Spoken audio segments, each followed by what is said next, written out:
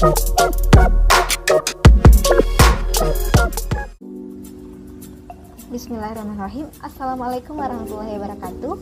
Perkenalkan, nama saya Rizko Lenti Aris dengan NIM 220404501021 dari kelas C, Bimbingan Prodi dan Bimbingan Konseling Universitas Negeri Makassar.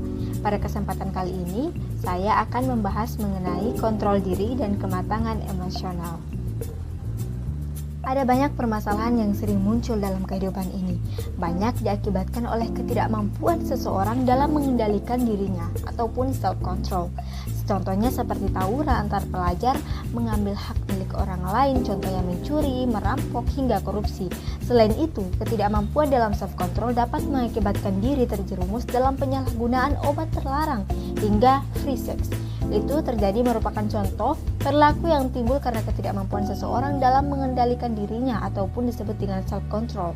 Nah, self-control juga berpengaruh terhadap kesuksesan studi dan kepribadian. Nah, ini berdasarkan hasil The Marshmallow Test terhadap anak-anak usia 5-7 tahun yang menunjukkan bahwa anak-anak yang mampu menahan diri untuk tidak memakan permen sebelum waktunya lebih sukses dibanding dengan mereka yang tidak bisa menahan dirinya. Perkembangan self-control pada dasarnya sejalan dengan bertambahnya usia seseorang.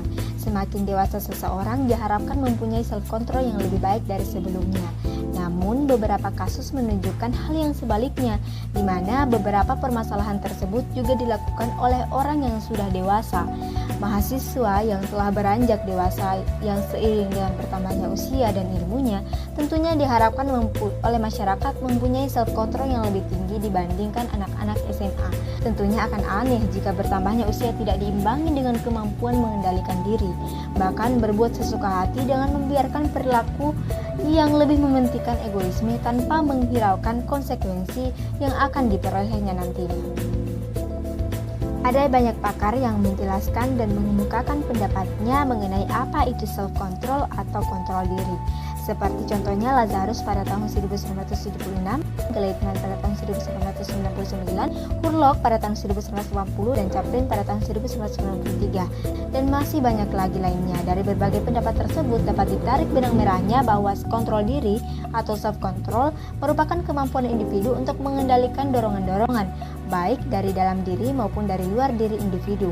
Individu yang memiliki kemampuan kontrol diri akan membuat keputusan diri atau mengambil tindakan yang efektif untuk menghasilkan sesuatu yang diinginkannya. Kontrol diri berkaitan erat pula dengan keterampilan emosional. Bahkan kontrol diri itu merupakan salah satu komponen dari keterampilan emosional.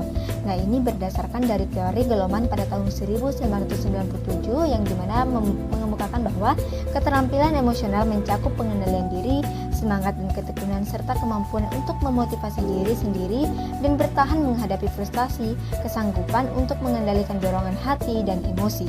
Nah, keterampilan emosi menuntut pendidikan perasaan, belajar mengakui, menghargai perasaan diri dan orang lain, serta menanggapinya dengan tepat dan menerapkan secara efektif energi emosi dalam kehidupan sehari-harinya. Pada intinya, kecerdasan emosional merupakan komponen yang membuat seseorang menjadi pintar. Emosi manusia itu sendiri berada di wilayah dari perasaan lubuk hati seseorang, naluri yang tersembunyi dan sensasi emosi yang apabila diakui dan dihormati, kecerdasan emosional menyediakan pemahaman yang lebih mendalam dan lebih utuh tentang diri sendiri dan orang lain. Keterampilan emosional menuntut diri sendiri untuk belajar menerapkan secara efektif energi emosi dalam kehidupan dan pekerjaan sehari-hari.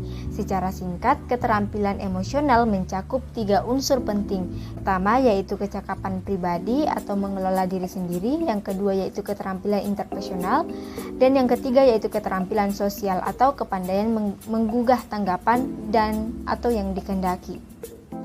Ada 3 kategori utama dalam mengontrol diri menurut Averill 1973, yaitu yang pertama mengontrol perilaku, yang kedua mengontrol kognitif, dan yang ketiga mengontrol keputusan atau decision control. Aspek yang pertama yaitu mengontrol perilaku atau behavioral control. Mengontrol perilaku merupakan kemampuan untuk memodifikasi suatu keadaan yang tidak menyenangkan.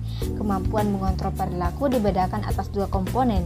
Yang pertama yaitu kemampuan mengatur mengatur pelaksanaan atau regulation administration, yaitu menentukan siapa yang mengendalikan situasi atau keadaan dirinya sendiri atau orang lain atau sesuatu di luar dirinya. Individu dengan kemampuan mengontrol diri yang baik akan mampu mengatur perilaku dengan menggunakan kemampuan dirinya. Nah, yang kedua yaitu kemampuan mengatur stimulus atau stimulus modifiability, merupakan kemampuan untuk mengetahui bagaimana dan kapan stimulus yang tidak dikehendaki dihadapi. Ada beberapa cara yang dapat digunakan, yaitu mencegah atau menjauhi stimulus, menghentikan stimulus sebelum waktunya berakhir, dan membatasi intensitasnya. Aspek yang kedua yaitu mengontrol kognitif. Aspek ini merupakan cara seseorang dalam menafsirkan, menilai, atau menggabungkan suatu kejadian dalam suatu kerangka kognitif. Mengontrol kognisi merupakan kemampuan dalam mengelola informasi yang diinginkan atau yang tidak diinginkan untuk mengurangi tekanan. Mengontrol kognitif dibedakan atas dua komponen. Yang pertama yaitu kemampuan untuk memperoleh informasi atau information agent. Informasi yang dimiliki individu mengenai suatu keadaan akan membuat individu mampu mengantisipasi keadaan melalui berbagai pertimbangan objektif. Nah, komponen yang kedua yaitu kemampuan melakukan penilaian atau appraisal. Penilaian dilakukan individu merupakan usaha untuk menilai dan menafsirkan suatu keadaan dengan memperhatikan segi-segi positif secara subjektif. Dan aspek yang terakhir yaitu mengontrol keputusan.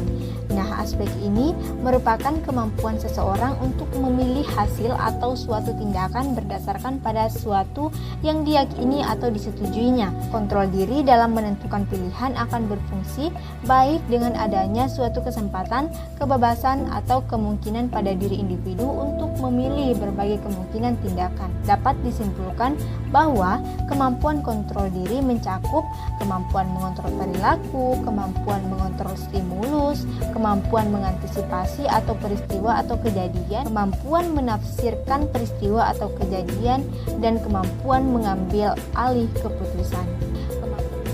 Secara umum, strategi untuk memaksimalkan kontrol diri dapat digolongkan dalam 3 kategori Wandersman dalam Holohan dan Wandersman 1987, yaitu yang pertama membuat atau memodifikasi lingkungan menjadi responsif atau menunjang tujuan-tujuan yang ingin dicapai oleh individu. Pada prinsipnya, arah ini menempatkan objek atau lingkungan sebagai sentral atau pusat pengembangannya. Contohnya, mengubah tata letak perabotan atau fungsi ruangan dalam mengurangi kebosanan di dalam rumah atau tempat kerja kita. Nah, yang kedua yaitu memperbanyak informasi dan kemampuan untuk menghadapi atau menyesuaikan diri dengan lingkungan. Nah, subjek atau individu menjadi fokus atau sentral pengembangannya. Misalnya yaitu melatih diri mengantisipasi hal-hal atau kondisi yang tidak menyenangkan yang mungkin terjadi pada masa yang akan datang. Kemudian yang ketiga yaitu menggunakan secara lebih efektif kebebasan memilih dalam mengatur lingkungan. Misalnya, menggunakan waktu dan posisi individu dalam situasi atau lingkungan tertentu. Keluar dari suatu keadaan atau lingkungan pada saat-saat tertentu juga dapat digunakan sebagai alternatif bila mana hal tersebut dipandang lebih baik. Adapun teknik-teknik untuk melatih disiplin dan menahan diri menurut Zulriska pada tahun 2010 dapat dilakukan dengan berbagai cara. Yang pertama yaitu menuliskan kontrak diri Anda sendiri untuk berkomitmen melakukan suatu hal yang akan membawa diri Anda pada level tertinggi. Kemudian yang kedua yaitu fokus pada rasa senang yang akan kita peroleh nantinya. Ini mampu membuat kita menahan diri. Kemudian yang ketiga yaitu berkarya, bisa dalam berbagai bentuk kegiatan, terutama berkarya sebaik-baiknya dalam pekerjaan yang ditekuni, apapun jenisnya. Dengan bekerja maksimal, tidak akan ada tempat untuk memikirkan hal-hal negatif, seperti dorongan untuk menyontek dalam ujian, mengganggu ketentraman kelas, terlibat dalam pertengkaran atau perkelahian. Kemudian berikutnya yaitu mengendalikan suasana hati. Hati atau kalbu adalah pusat kekuatan psikis. Mengendalikan hati berarti selalu membersihkan kalbu, sehingga senantiasa memancarkan rasa syukur, rendah hati, kasih sayang, dan sikap optimisme. Kemudian yaitu mengendalikan pikiran. Dimensi pikir merupakan faktor penentu sikap dan perilaku individu. Individu individu yang memiliki persepsi atau pikiran yang benar atau positif akan membentuk suatu proses atau aktivitas yang benar atau positif. Sebaliknya, persepsi yang keliru atau negatif akan membentuk pula sikap dengan perilaku yang keling atau negatif. Nah, dari penjelasan tadi dapat disimpulkan bahwa pengendalian diri atau penguasaan diri atau self-regulation dan kematangan emosional merupakan suatu aspek penting dalam kecerdasan emosi atau emotional quotient. Aspek ini penting sekali dalam kehidupan manusia, sebab musuh terbesar manusia bukan berada di luar dirinya, namun justru berada di dalam dirinya sendiri. Dengan demikian, kemanapun seseorang pergi, maka orang tersebut selalu diikuti oleh musuhnya. Sekalipun terkadang banyak orang berdalih bahwa lingkungannya lah yang membuat dia tidak bisa berkembang atau lingkungannya lah pula yang membuat dia stres. Namun jika dicermati lebih lanjut, kemungkinan besar aspek kepenguasaan diri inilah yang belum berkembang secara optimal. Itulah sebabnya Jack Parr pernah berkata, "Kalau menoleh ke belakang, kehidupan saya rupanya seperti jalan panjang, penuh rintangan, dengan diri saya sebagai rintangan utamanya." Lalu, sudah sejauh apa Anda mengenal dan mengontrol diri Anda?